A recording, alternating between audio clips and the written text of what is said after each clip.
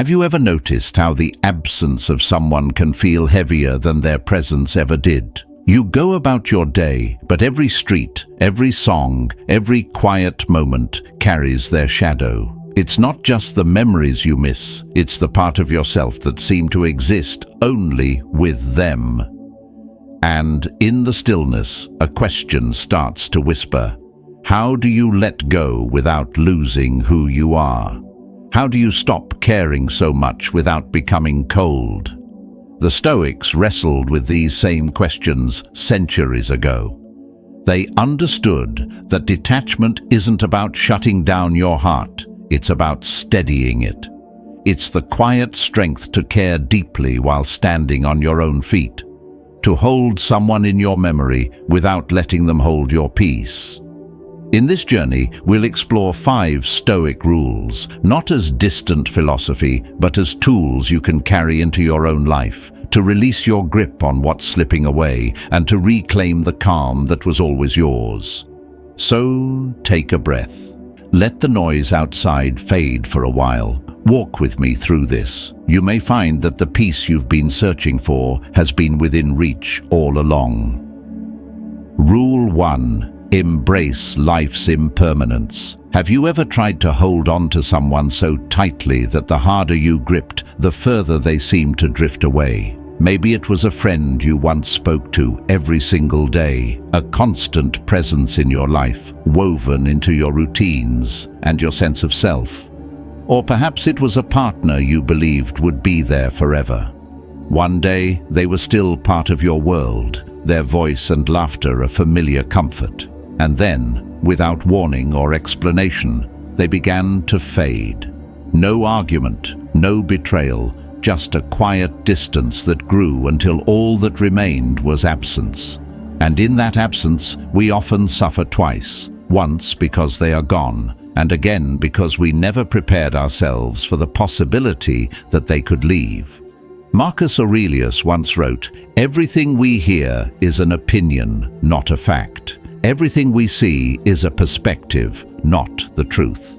When we become emotionally attached, we don't just connect with people, we create entire stories around them. We imagine permanence where there is none. We believe our bond is fixed, unshakable, immune to the changing tides of life. But it never is. The Stoics understood that all things, people, moments, even the body we live in, are temporary visitors. Nothing truly belongs to us. And far from being a pessimistic view, this was, to them, the first step toward freedom. Understanding impermanence doesn't mean you stop caring. It means you stop clinging. The Stoics saw life not as a possession, but as a series of moments gifted to us. If you know something will change or end, you begin to cherish it while it's here instead of gripping it with fear. Imagine holding a handful of water. Tighten your fist and it slips through your fingers faster. Open your palm and you can feel its coolness for as long as it remains. I once had a friendship that lasted more than a decade, one I thought nothing could shake. We knew each other's fears, dreams and flaws. We shared nights that stretched into morning, talking as if time were infinite. But slowly, life began to pull us into different currents. The calls became less frequent, the messages shorter, and the silences longer. I felt the distance but refused to accept it, trying to force the connection back to what it once was. I arranged meetups, sent long texts, made jokes to fill the space, yet each effort felt like dragging something lifeless. The truth was, I wasn't grieving the loss of a friend. I was grieving the loss of the story I had told myself, that this friendship would never change. It wasn't until I finally accepted that the friendship had run its course that I felt peace. There was no moment of anger or betrayal, just the quiet truth that some bonds have their season, and ours had ended. Marcus Aurelius's words came back to me. Accept everything which happens, even if it seems disagreeable, because it leads to the health of the universe. Letting go didn't mean erasing what we had. It meant placing it gently where it belonged, in memory, without dragging it into the present. Impermanence is like the tide. You can't stop the waves from pulling back. You can exhaust yourself trying, or you can learn to float with the current. When you resist, you sink under the weight of what you can't control. When you move with it, you discover a calm you didn't know you could feel. This is why the Stoics practiced premeditatio malorum, the premeditation of loss. Not to live in constant sadness, but to lessen the blow when change arrived. They reminded themselves, this person I love may leave, this possession I value may break, this stage of life will not last. By doing this, they did not love less. They loved more deeply, because they knew every moment was a fragile gift. There is a quiet strength in looking at the people and moments in your life and saying, I am grateful for you, and I am ready to let you go when your time here is done. It's not detachment from love, it's detachment from the illusion that love can prevent change. Friendships will drift, romance will fade, people will grow apart. This is not a tragedy, it is the rhythm of life. And when you understand the rhythm, you no longer fight the beat. I think often of a man who spent years tending a small garden. Every spring, he planted with care, knowing full well that by winter the flowers would wither. He didn't curse the cold or try to glue the petals in place. He accepted the cycle, and because he accepted it, he loved every blossom without fear. That's how we should hold the people and seasons in our lives, with open hands, knowing they will pass, and loving them all the more because of it. Ask yourself, what weight are you carrying simply because you haven't accepted that something is over? Are you mourning what truly existed, or the version of it you imagined would last forever? Letting go doesn't mean you lose the meaning of what was. It means you can finally see it clearly, without distortion. You honor it for what it gave you, without needing it to keep giving. When you embrace impermanence, you begin to protect something more valuable than any relationship, possession, or season of life, your own peace. You can stand steady in the flow of change, knowing that the river was never yours to dam, only yours to travel. The Stoics understood that the one who accepts life's flow suffers far less than the one who clings to its banks. And once you see life in this way, you are ready for the next step, because knowing change is inevitable is not enough. The true challenge is learning how to master your inner world when your emotions rise like a storm and threaten to sweep you away. That's where we go next. The art of letting your mind, not your mood, decide the quality of your peace. Rule 2. Rule your mind, not emotions. Have you ever sent a heartfelt message to someone, maybe something vulnerable, something that cost you a little courage, and then sat staring at your phone, waiting for a reply that never came? Minutes turn into hours, hours into a day, and suddenly your chest feels tight. Your thoughts begin to spiral. Did I say something wrong? Did I cross a line? Are they upset with me? Are they done with me? Before you realize it, you've taken one simple moment of silence and spun it into a storm big enough to block out your peace. But pause for a moment and really ask yourself, what actually happened? They didn't respond. That's it. The rest, every anxious thought, every imagined scenario was something your own mind created. Marcus Aurelius once reminded himself, you have power over your mind, not outside events. Realize this, and you will find strength. The Stoics understood something we still resist today, that emotions are not unshakable truths. They are the shadows cast by our thoughts. We often believe pain, sadness, and anger arrive uninvited, that they are caused directly by what happens to us. But in truth, they are born from the meaning we assign to events. It is not the thing itself that wounds us. It is the story we tell ourselves about it. That realization may feel confronting, but it is also profoundly freeing. The second rule of emotional detachment is to master your emotions by mastering your thoughts. This doesn't mean you shut yourself off from feeling. It means you step back far enough to see the machinery behind the feeling. Epictetus said, "It's not things that upset us, but our judgments about things. Life doesn't crush us. Our interpretation of life does." And when you understand this, you begin to see that the mind is not a passive observer. It is an author. It writes the tone and weight of every experience you have. Consider a breakup. The relationship ends, and suddenly it feels like the world has tilted. You replay every moment, every conversation, combing through them for mistakes. You imagine they've moved on without a second thought. You wonder if you were ever truly loved. But if you pause and strip away the swirl of emotions, what are the bare facts? The relationship ended. That's it. Everything else, the blame, the feelings of inadequacy, the imagined narratives, is something you've constructed. And what is built in thought can be dismantled in thought. I learned this the hard way with a friend I trusted deeply. We had shared an intimate, meaningful conversation one evening, and I left feeling a rare closeness. The next morning I sent them a message, just a simple follow-up, a thread I hoped would keep the conversation alive. But there was no reply. Hours passed. Evening came.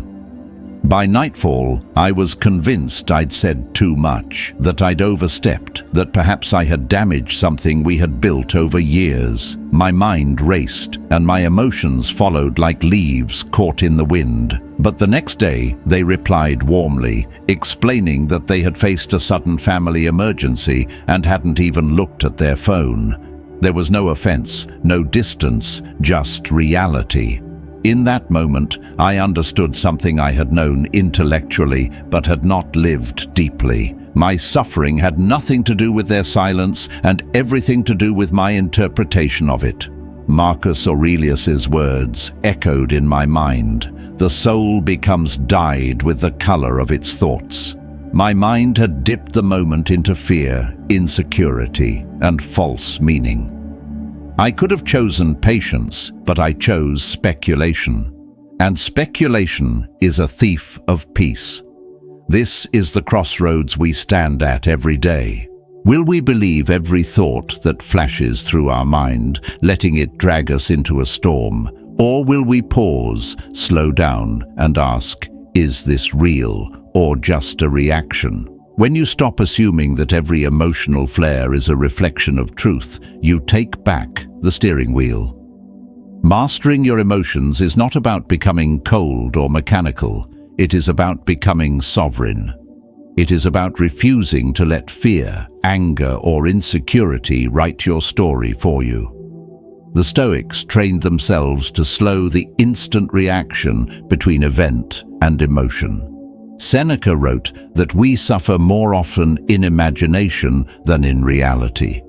Imagine if you lived with that sentence at the front of your mind. Every time the wave of anxiety rose, you could ask yourself, what is the fact here, and what is my mind adding? If you can learn to separate the two, you start building a life in which your peace is not at the mercy of someone else's words, actions, or silences. Think of your mind like a lens. If the lens is clouded, everything you see will look distorted, even if the world is perfectly clear. Cleaning the lens by questioning your thoughts is how you restore clarity, and with clarity comes calm. This doesn't happen overnight. It takes discipline. It takes the willingness to interrupt old habits of reaction. But with practice, you realize you can feel without being consumed, care without being controlled, and respond without being ruled by the first impulse that rises in your chest. So, the next time you feel the storm building, whether from anger, hurt, or fear, take a breath and ask, what am I truly reacting to? What are the facts?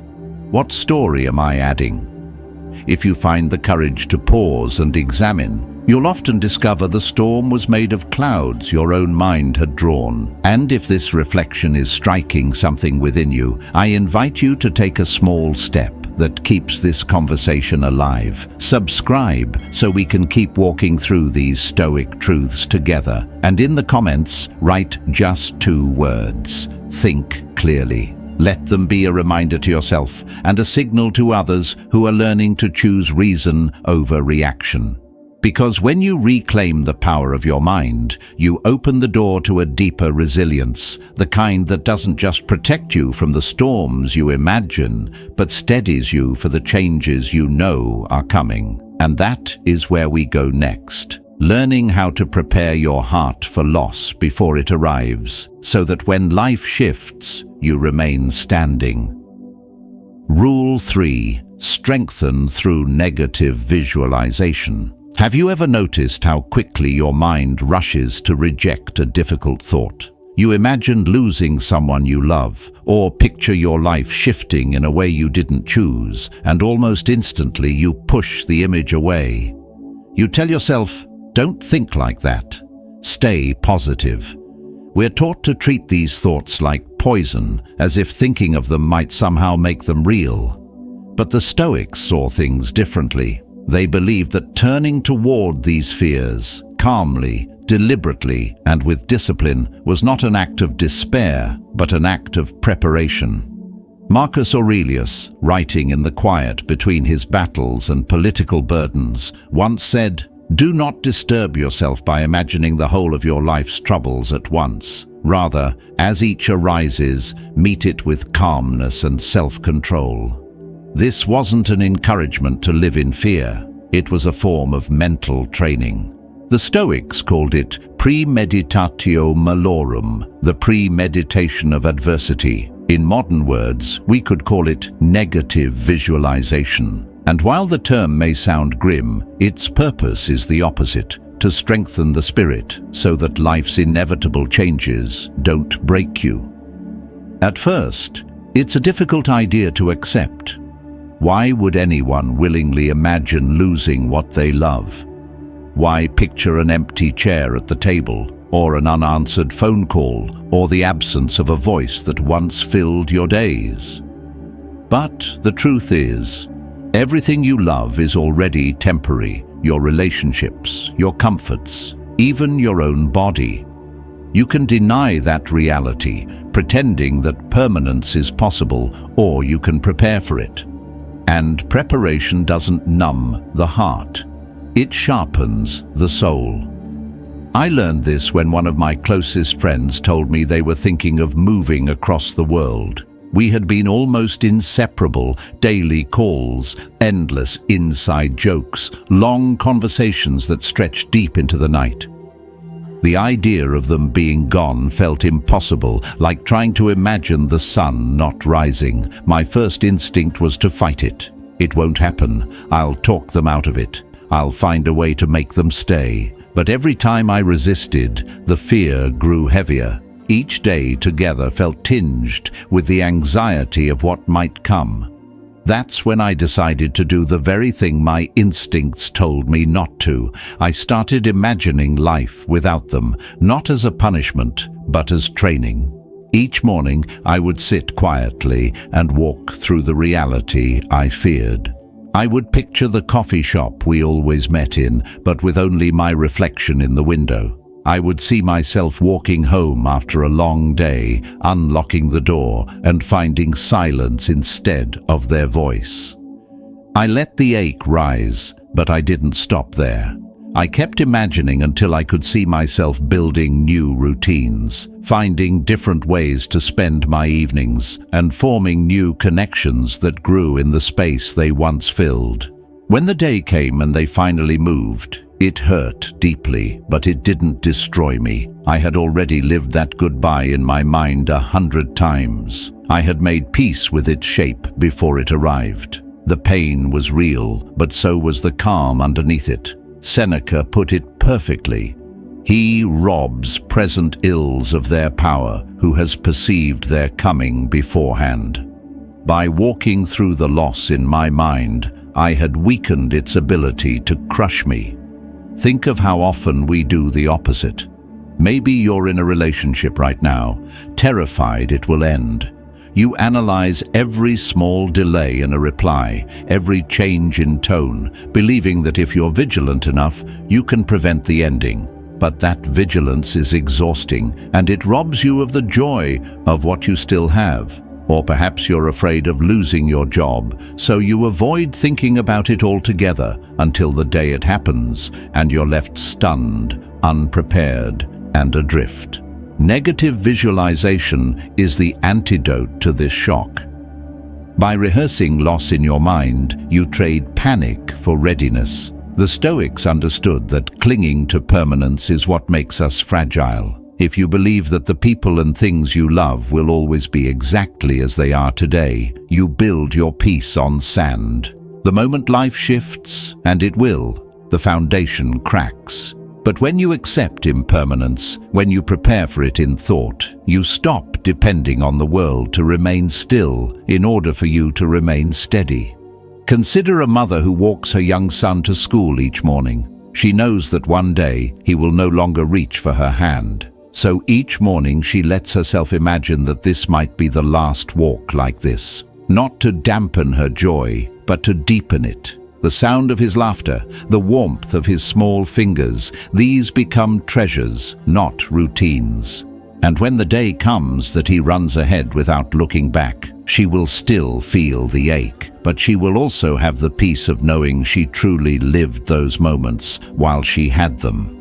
Negative visualization is not about living in dread. It's about stepping into the shadow of loss long enough to see that it cannot erase who you are. When you picture the worst and keep going in your imagination until you reach the after, you realize something powerful. You can survive. You can adapt. You can grow into the empty spaces life leaves behind. This practice also changes how you love. When you accept that nothing is guaranteed, you stop wasting time on small resentments and petty complaints. You become more present. The people you care about feel that presence, and your relationships become richer because they are no longer weighed down by the silent fear of losing them. You learn to love in a way that is both fierce and free, deeply committed, yet unafraid of change. There is another quiet benefit too. Negative visualization frees you from the constant craving for guarantees. When you no longer need the world to promise you stability, you stop trying to control everything and everyone around you. That release of control is liberating. You move through life lighter, less burdened by the need to force outcomes. And when change comes, whether it's a small inconvenience or a life-altering event, you meet it with the calm recognition, I knew you might come, I am ready. So when you feel yourself clinging out of fear, stop and ask, what am I so afraid to lose? What would it look like if I could lose it and still remain whole? Then walk through that vision.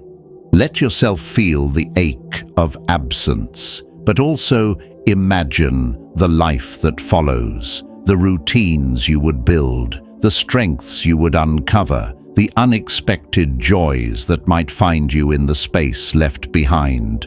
The real heart of Stoic resilience is not found in avoiding loss, but in preparing for it so completely that when it arrives, you can greet it without collapsing. You understand that loss is not an ending, it is a transition, a reshaping of life's form. And in that understanding, you discover something unshakable, your ability to remain yourself, even when the world changes around you. When you've trained yourself to face loss without fear, you've taken a powerful step toward freedom. But there is one more truth the Stoics held above nearly all others, one that will release you from countless unnecessary battles.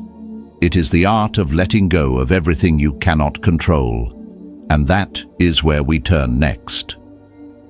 Rule 4. Control only what's yours. Have you ever found yourself giving everything, your time, your attention, your best effort to someone, only to watch them grow more distant? You show up fully, you listen, you're present. You try to be exactly what you think they need, believing that if you give enough, they will see your value. And yet, it feels like chasing a shadow. The harder you run toward it, the further it slips away. That helplessness, that gnawing sense that you're losing something no matter how hard you try to hold on, can eat you alive. It plants questions in your mind that keep you awake at night. What more could I have done? How do I fix this?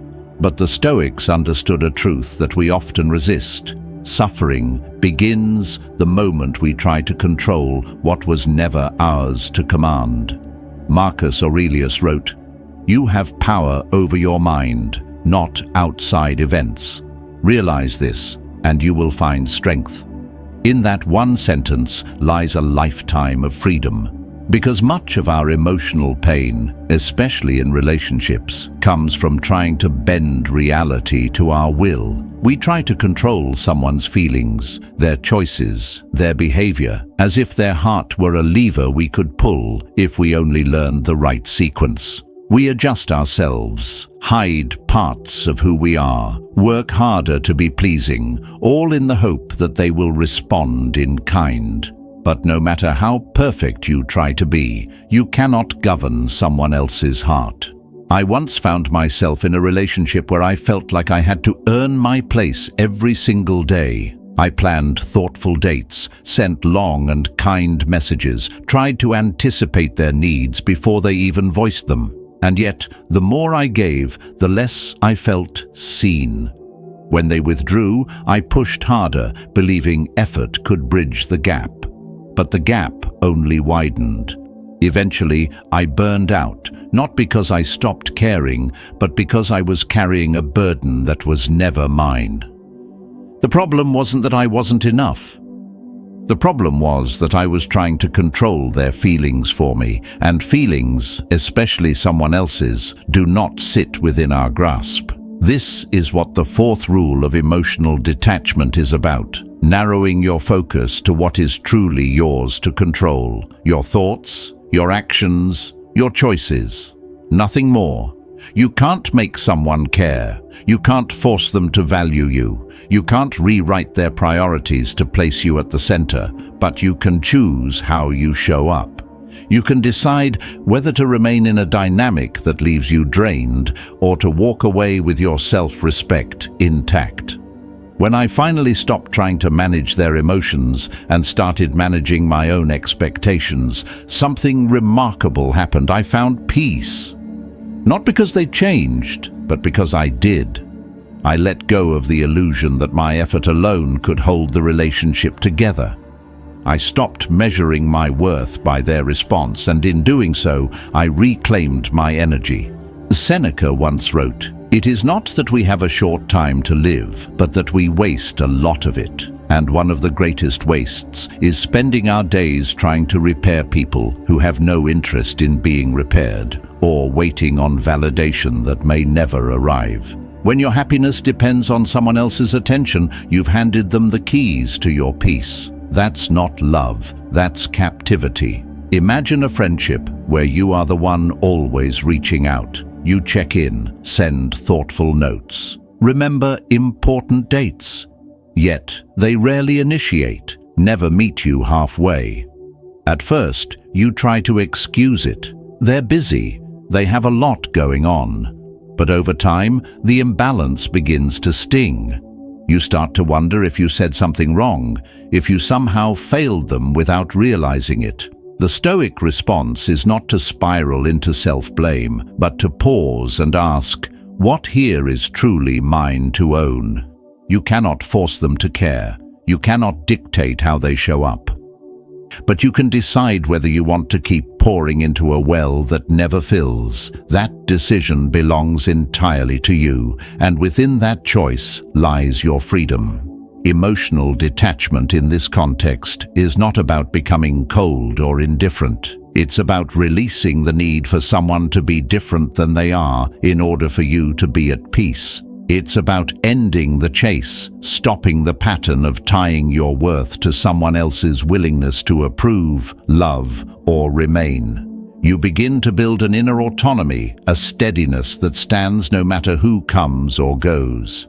There was a period in my life when I realized how much I had been living at the mercy of other people's moods. If someone was warm toward me, I felt whole. If they were distant, I felt discarded. My sense of worth was like a boat tossed between waves, rising and falling with no anchor. But when I began applying Stoic principles, I started to shift that anchor inward. I made the choice to value myself for the standards I lived by, the integrity I kept, and the intentions I carried, not for how others responded to me. That shift changed everything. Marcus Aurelius also said, "The impediment to action advances action. What stands in the way becomes the way." The very pain you feel now, the rejection, the confusion, the ache, is not a sign to keep fighting for control. It is the signal that it's time to shift your focus entirely. The obstacle is showing you the lesson. Stop trying to fix them and start fixing your own focus. So if you catch yourself asking, "What can I do to make them come back? How do I make this right?" recognize that those are the wrong questions. They keep your eyes locked on something you cannot command. Ask instead, what is mine to control? What is mine to release? Because the moment you release what is not yours, you rise, not in bitterness, but in clarity. You see that your worth was never dependent on their ability to recognize it. You learn that peace is not something they can give or take away. It is something you either protect or abandon. And once you've reclaimed that power, you are ready for the next step in this journey. Because the final transformation comes when you can pull back far enough to see the bigger picture, to realize that no single person, no single moment holds the authority to define your life. That is where we turn next. Rule 5. See the bigger picture. Have you ever been so consumed by the end of a relationship that it felt as if the entire structure of your life had crumbled? The air feels heavier. The days blur into nights. Every memory plays like a scene you wish you could step back into, but can't. In that fog, it's easy to believe this pain is the whole story, that nothing exists beyond it. The question keeps circling in your mind. How am I supposed to live past this? This is where the Stoic lens becomes not just helpful, but life-saving. Marcus Aurelius once wrote, "You have to assemble your life yourself, action by action, and be satisfied if each one achieves its goal as far as possible." In other words, zoom out. What feels like the end of your world is, in truth, just one scene in a much larger narrative. Your life is not defined by a single chapter, no matter how intense it feels right now. When we are emotionally bound to someone, our vision narrows. They become the anchor of our joy, the mirror of our worth, the container for our future. So when they leave, it feels like they've taken all of that with them. But the truth is, you were always more than that connection. You existed before them, with dreams and strengths and a life that was your own. I remember a breakup that left me hollow, not because of betrayal or cruelty, but because I had let so much of my identity intertwine with theirs. For weeks, my mind replayed the loss in a loop. Every place I went carried their absence like a shadow. Then, one night, walking alone under a wide sky scattered with stars, I asked myself a question I had been avoiding. In 5 years, will this still be the center of my world?